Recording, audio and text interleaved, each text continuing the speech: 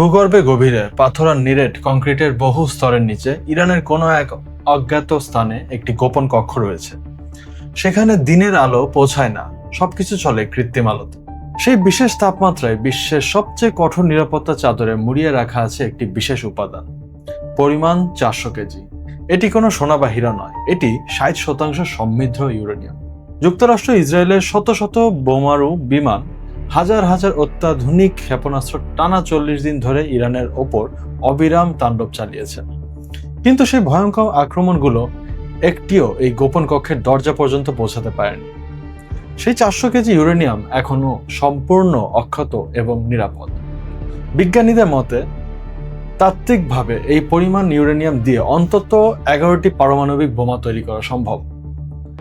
আর ঠিক এই একটি সংখ্যাই এখন ওয়াশিংটন থেকে তেল আবিব, দুই রাজধানীতে সবচেয়ে বড় আতঙ্কের কারণ। ইতিহাস ঘাটলে এমন অনেক যুদ্ধের দেখা মেলে যেখানে বিজয়ী পক্ষ প্রকাশ্যে উল্লাস করেছে, কিন্তু ভেতরে ভেতরে তারা জানতো যে আসলে তারা কিছুই অর্জন করতে পারেনি। 40 দিনের এই ভয়াবহ সংঘাতের পর সেই একই প্রশ্ন ঘুরে ফিরে আসছে, ইসরায়েল এবং যুক্তরাষ্ট্র আসলে কি পেল? ইরানের মাটিতে হাজার হাজার মানুষের মৃত্যু হয়েছে, শীর্ষ রাজনৈতিক ও সামরিক নেতাদের হত্যা করা হয়েছে, অসংখ্য রাডার স্টেশন, বিমান বাহিনীর ঘাঁটি এবং সামরিক অবকাঠামো গুঁড়িয়ে দেওয়া হয়েছে। কিন্তু আপনি যদি যুদ্ধের মূল লক্ষ্যগুলোর দিকে তাকান, তাহলে দেখবেন এই আক্রমণ মূলত 3টি কারণে করা হয়েছিল। প্রথমত, ইরানের পারমাণবিক কর্মসূচি চিরতরে বন্ধ করা। দ্বিতীয়ত, তাদের সামরিক সক্ষমতাকে এতটাই পঙ্গু করে দেওয়া যাতে আগামী 1 দশকে তারা আর কোনো হুমকি হয়ে উঠতে না পারে। আর তৃতীয়ত, নেতৃত্ব পরিবর্তনের মাধ্যমে ইরানের বৈদেশিক নীতিতে একটি মৌলিক পরিবর্তন আনা। বাস্তবতা হলো এর একটিও পুরোপুরি অর্জিত হয়নি। পারমাণবিক কর্মসূচি দিব্যি চলছে, তাদের সমৃদ্ধ ইউরেনিয়াম সম্পূর্ণ অক্ষত। ব্যালিস্টিক ক্ষেপণাস্ত্র ভান্ডারের একটি বিশাল অংশ এখনো সুরক্ষিত। আর হ্যাঁ, নেতৃত্ব বদল হয়েছে ঠিকই, কিন্তু পশ্চিমা বিশ্ব যেভাবে চেয়েছিল ঠিক সেভাবে না। বিমান হামলায় আয়াতুল্লাহ আলী খামেনির মৃত্যুর পর ইরানের তৃতীয় সর্বোচ্চ নেতা হিসেবে ক্ষমতায় এসেছেন তার ছেলে Mostafa Khamenei.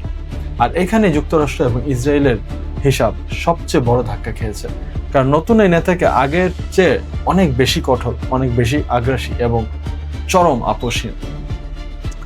Ayatollah Ali Khamenei ছিলেন দীর্ঘ শাসনের মানুষ। দশকের পর দশক ক্ষমতায় থাকার কারণে তিনি জানতেন কখন কোথায় একটু থামতে হয়, কোথায় ছাড় দিতে হয়। 2015 সালে জেসিপিও পারমাণবিক চুক্তি কিন্তু তারই নেতৃত্বে স্বাক্ষরিত হয়েছিল। তিনি পশ্চিমাদের শত্রু ছিলেন ঠিকই, কিন্তু তিনি ছিলেন একজন অনুমানযোগ্য বা প্রেডিক্টেবল শত্রু।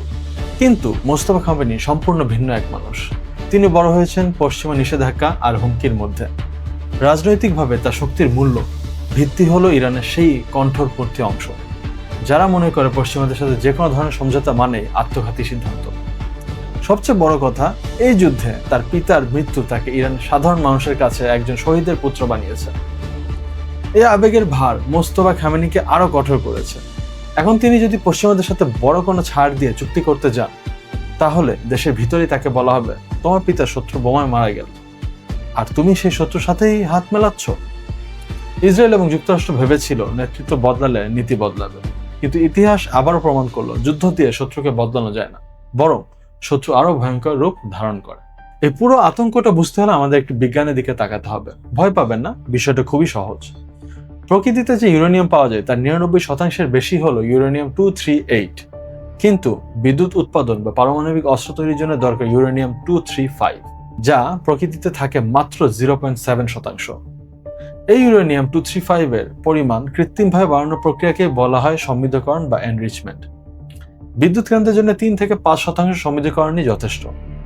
গবেষণার জন্য লাগে 20%, কিন্তু একটি পারমাণবিক বোমা বানাতে চাইলে আপনার লাগবে 90% বা তার বেশি মাত্রায় সমৃদ্ধ ইউরেনিয়াম। আন্তর্জাতিক আণবিক শক্তি সংস্থা IAEA এবং বিশেষজ্ঞদের মতে ইরানের কাছে এখন 60% মাত্রা সমৃদ্ধ প্রায় 440 কেজি ইউরেনিয়াম রয়েছে। এটি সরাসরি বোমা নয়, কিন্তু আসল বিপদটা এখানেই লুকিয়ে আছে। পারমাণবিক সমৃদ্ধকরণের পথে সবচেয়ে কঠিন ও সময় সাপেক্ষ ধাপটি হলো 0 থেকে 60% পৌঁছানো। এতে হাজার হাজার সেন্ট্রিফিউজ লাগে এবং বছরের পর বছর সময় লাগে। কিন্তু একবার আপনি 60% পৌঁছে গেলে সেখান থেকে 90% বা ওয়েপন্স গ্রেডে যাওয়া খুবই সামান্য সময়ের ব্যাপার। ইরানের কাছে যে অত্যাধুনিক সেন্ট্রিফিউজগুলো রয়েছে তা ব্যবহার করলে এই 60% ইউরেনিয়ামকে 90% নিতে মাত্র কয়েক সপ্তাহের সময় লাগবে। একটু ভেবে দেখুন, 1945 সালে হিরোশিমায় মাত্র একটি সাধারণ বোমায় 1 লক্ষেরও বেশি মানুষ মারা গিয়েছিল। আর ইসরায়েল মাত্র 22,000 বর্গ কিলোমিটারে একটি ছোট দেশ। একটি মাত্র পারমাণবিক বোমাই এই দেশটির মানচিত্র বদলে যাওয়ার জন্য যথেষ্ট। তাই 11টি বোমা সমপরিমাণ ইউরেনিয়াম অক্ষত থাকার অর্থ ইসরায়েলের কাছে কতটা ভয়ঙ্কর তা নিশ্চয়ই বুঝতে পারছেন। সামরিক বাহিনী সাধারণত নিজেদের ব্যর্থতা স্বীকার করে না, কিন্তু সম্প্রতি টাইমস অফ ইসরায়েল এর প্রকাশিত একটি প্রতিবেদনে সেই নীরবতা ভেঙে গেছে। নাম প্রকাশে অনিচ্ছুক এক শীর্ষ ইসরায়েলি সামরিক কর্মকর্তা স্পষ্টভাবে বলেছেন, ইরান থেকে 60% সমৃদ্ধ ইউরেনিয়াম যদি অপসারণ করা না যায়, তবে 40 দিনের এই পুরো সামরিক অভিযানকে একটি বড় ব্যর্থতা হিসেবে মেনে নিতে হবে। এই বাক্যটা খুব মনোযোগ দিয়ে শুনুন। সদ্য 40 দিনে যুদ্ধ শেষ করা একটি দেশের সামরিক কর্মকর্তা বলেছেন, ইউরেনিয়াম না সরলে পুরোটাই ব্যর্থতা। এটি কোনো সাধারণ মতামত নয়, এটি একটি আনুষ্ঠানিক সামরিক মূল্যায়ন যা উদ্দেশ্য প্রণোদিতভাবে মিডিয়ায় ফাঁস করা হয়েছে। এটি মূলত ওয়াশিংটনের উদ্দেশ্যে দেওয়া একটি কৌশলগত বার্তা। ইসরায়েল যুক্তরাষ্ট্রকে বহিষ্কার জানিয়ে দিয়েছে, তোমরা যদি ইরানের সাথে কোনো যুদ্ধবিরতি বা শান্তি চুক্তি করতে যাও, তবে সেই চুক্তিতে ইউরেনিয়াম অপসারণের শর্ত রাখতেই হবে। আর যদি তা না করো, তবে আমরা নিজেরাই ব্যবস্থা নেব, অর্থাৎ আরেকটি যুদ্ধের সরাসরি হুমকি। কিন্তু এবার একটু ইরানের দৃষ্টিকোণ থেকে পুরো ব্যাপারটা ভাবুন। কয়েক দশক ধরে এই দেশটির উপর অমানবিক নিষেধাজ্ঞা চাপিয়ে রাখা হয়েছে, তাদের পারমাণবিক বিজ্ঞানীদের গুপ্ত হত্যা করা হয়েছে, সামরিক কমান্ডারদের টার্গেট করা হয়েছে, আর সর্বশেষ তাদের শহরগুলোতে বোমা ফেলা হয়েছে। এই পরিস্থিতিতে সমৃদ্ধ ইউরেনিয়াম ইরানের কাছে কেবল একটি রাসায়নিক উপাদান নয়, এটি তাদের কৌশলগত অস্তিত্ব রক্ষার সবচেয়ে বড় হাতিয়ার, তাদের জীবন বীমা। ইতিহাসে তাদের এই শিক্ষাই দিয়েছে, উত্তর কোরিয়া একসময় অত্যন্ত দরিদ্র এবং বিচ্ছিন্ন একটি দেশ ছিল, কিন্তু যেদিন তারা পারমাণবিক বোমা বানিয়ে ফেলল, সেদিন থেকেই যুক্তরাষ্ট্র তাদের সরাসরি আক্রমণের চিন্তা বাদ দিয়েছে।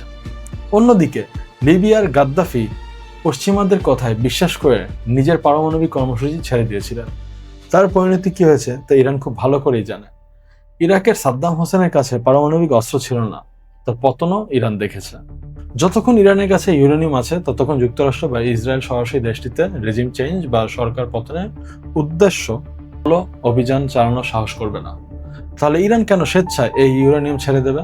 2015 সালে তারা ছাড় দিয়েছিল, বিনিময়ে পেয়েছিল ডোনাল্ড ট্রাম্পের চুক্তি বাতিল আর নতুন নিষেধাজ্ঞা। ইরান এবার শিখে গেছে শুধুমাত্র মৌখিক প্রতিশ্রুতি যথেষ্ট নয়। আর রয়টার্সের সাম্প্রতিক খবর অনুযায়ী নতুন সর্বোচ্চ নেতা মোস্তফা খামেনি পরিষ্কার নির্দেশ দিয়েছেন, কোনো অবস্থাতেই দেশের বাইরে ইউরেনিয়াম পাঠানো হবে না। আমরা এখন একটি ভয়ঙ্কর ত্রিভুজীয় অচলাবস্থার মধ্যে দিয়ে দাঁড়িয়ে আছি। যুক্তরাষ্ট্র চায় ইউরেনিয়াম সরিয়ে নেওয়া হোক, পারমাণবিক কর্মসূচি সীমিত হোক এবং মধ্যপ্রাচ্যে স্থিতিশীলতা ফিরে আসুক, যাতে তেলের দাম নিয়ন্ত্রণে থাকে।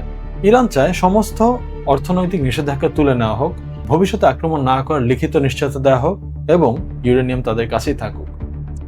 ইসরায়েল স্পষ্ট জানিয়ে দিয়েছে, ইউরেনিয়াম অপসারণ ছাড়া তারা কোনো চুক্তি মানবে না। এই তিন পক্ষের চাওয়া এতটাই বিপরীতমুখী যে এদের এক বিন্দুতে মেলানো প্রায় অসম্ভব। এই সংঘাতকে অনেকেই মধ্যপ্রাচ্যের একটি আঞ্চলিক সমস্যা ভেবে ভুল করতে পারে, কিন্তু ইরান যদি পারমাণবিক সক্ষমতা অর্জন করে ফেলে, তবে পুরো মধ্যপ্রাচ্যের সমীকরণ রাতারাতি বদলে যাবে। সৌদি আরব, তুরস্ক এবং মিশর আগেই ইঙ্গিত দিয়েছে যে ইরান পরমাণু অস্ত্র পেলে তারাও নিজেদের কর্মসূচি শুরু করে দেবে। তখন মধ্যপ্রাচ্য একটি পারমাণবিক বারুদের স্তূপে পরিণত হবে। সবচেয়ে বড় ভয়ের জায়গা হলো অর্থনীতি। যদি আরেকটা যুদ্ধ শুরু হয় এবং হরমুজ প্রণালীতে উত্তেজনা বাড়ে, তবে বিশ্বের 20% তেল সরবরাহ বন্ধ হয়ে যাবে, তেলের দাম লাফিয়ে লাফিয়ে বাড়বে। এর সরাসরি প্রভাব পড়বে বাংলাদেশের মতো উন্নয়নশীল দেশগুলোর উপর। আমাদের লাখ লাখ প্রবাসী মধ্যপ্রাচ্যে কাজ করেন, আমরা জ্বালানি আমদানির উপর প্রায় সম্পূর্ণ নির্ভরশীল।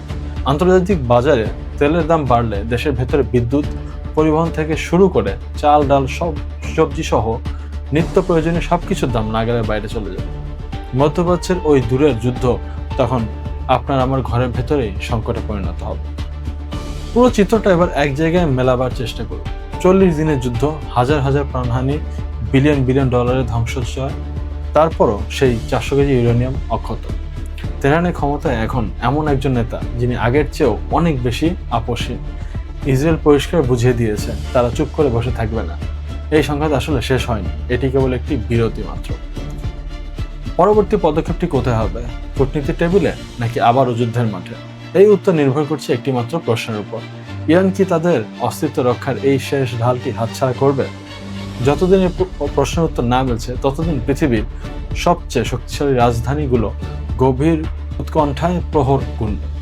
আর ইতিহাসের এই সংকটময় মুহূর্তে ভূগর্ভের সেই অন্ধকার কক্ষে 400 কেজি ইউরেনিয়াম নীরবে অপেক্ষা করছে। সে জানে না তার ভবিষ্যৎ কি।